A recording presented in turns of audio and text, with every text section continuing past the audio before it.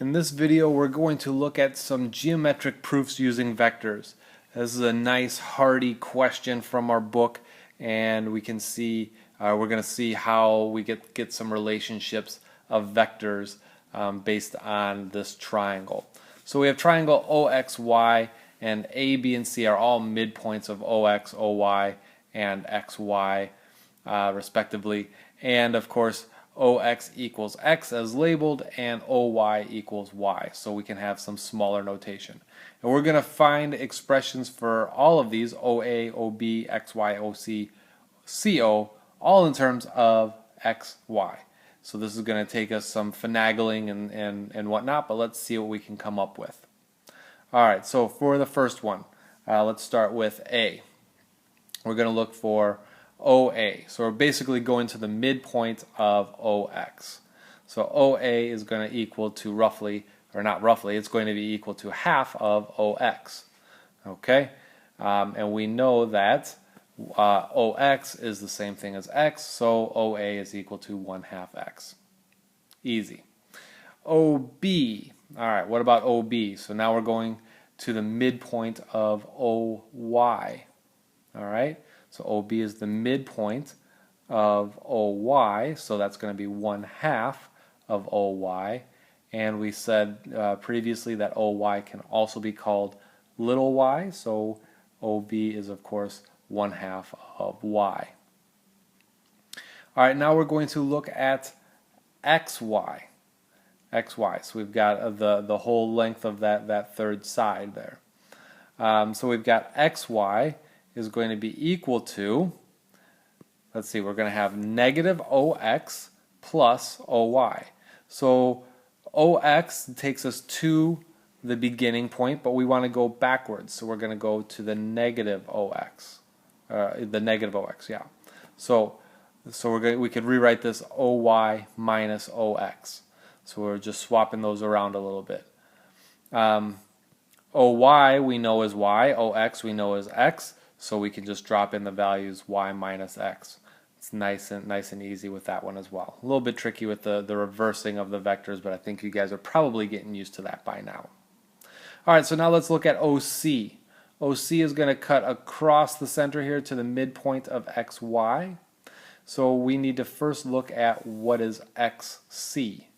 Alright, so XC is going to equal half of XY. Well, we just saw that XY is Y minus X, so we can say that that's half of Y minus X. Alright, so that's our first piece. So that's XC.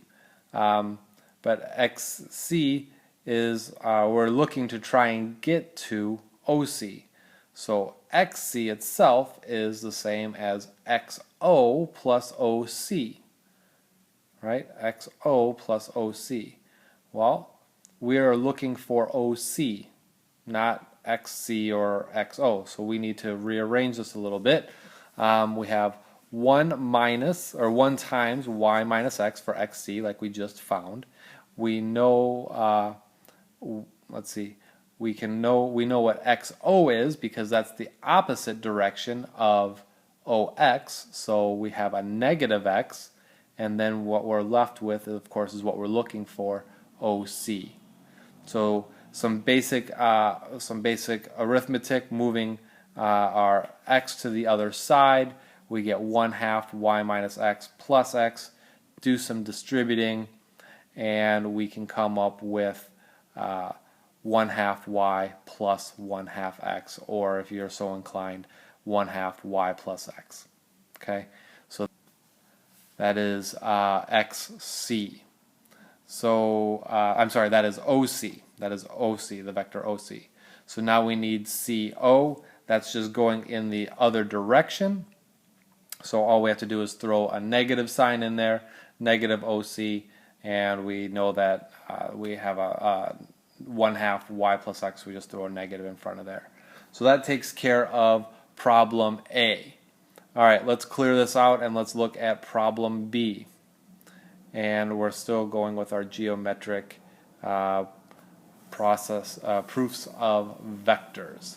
Geometric proofs of vectors. Okay, so part B. So we are looking for an expression for AB here in terms of xy. So OA is equal to 1/2 of x, which we know because OX is x. So OA being the midpoint, we know that's 1/2 of x. OB is going to be 1/2 of y because we know OY is all of y. And we are looking for xy. So AB is equal to AO plus OB. I'm sorry, I said XY in there. We're not looking for XY. We're going to soon find out what the relationship of XY is. We're looking first for what AB is, right? Right. So AB is AO plus OB, and we start with AO. We know that that is going to be a negative OA and OB plus OB. So we have negative 1/2 x plus 1/2 y. Do some factoring, and we can get ourselves 1/2 y minus x. Okay. So what is this in relationship between xy and the line AB? Well, previously we saw that xy, this whole third side, we said that xy it was equal to y minus x. So if that is y minus x, then we can state that AB is 1/2 of xy. Right? So that's going to be our relationship between the two. Okay, let's go to the next one. So letter C. P is the point at such that OP equals OX plus 2/3 XP. Find OP. Now, this is what we're looking for, and actually this is supposed to be XB, not XP. Alright, so we're going to do this for XB. Now, so let's see. How do we break this down? We've got OX is our vector there, and then we have 2/3 XB. So we're going towards XB, and we're looking for OP, which is cutting that XB, or it's somewhere on that XB, and it's 2/3 of that. So our point P is going to be somewhere along here. So let's see how we can let's see what we can determine from all of this. So we've got OX is equal to X, which we know, and we have XB is equal to XO plus OB, right? So we're just following our path, XO and OB. So XO, that is going to be going in the opposite direction of X. So we can come up with a negative x, which we'll see here in a second, and OB is going from O to B. So we have our negative x, we have our 1/2 y, so we've got the whole length of the x side, we've got half of the y side, and so XB then, OP is going to be equal to OX, which is x, plus 2/3 of negative x plus 1/2 y. So we said it's 2/3 of XB. So we're just plugging in those two values, adding them together, and taking 2/3 of that. Alright, so we start distributing a little bit. We get x minus 2/3 x plus 2/6 y. Do some simplifying, and we're left with 1/3 x plus 1/3 y, or if we want to do a little bit of factoring, 1/3 x plus y. Now, OC in the previous example we said was 1/2 y plus x. Now, obviously, we can just switch these two things around, and we can see that there's a very close relationship between these, between OC and OP.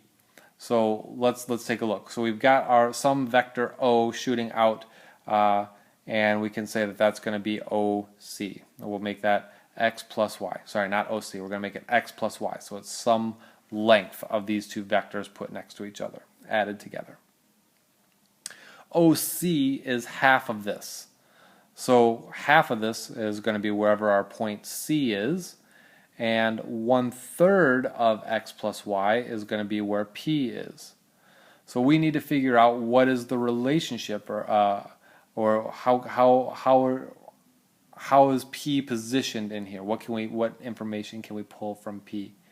Well, if we look at the fractional or the ratios of these, with c being half of x plus y, p being 1/3 of x plus y, we can break this into 6 pieces because we've got our common denominator being 6, and we get 2/6 for our p and we get 3/6 for our c, the length along this vector x plus y.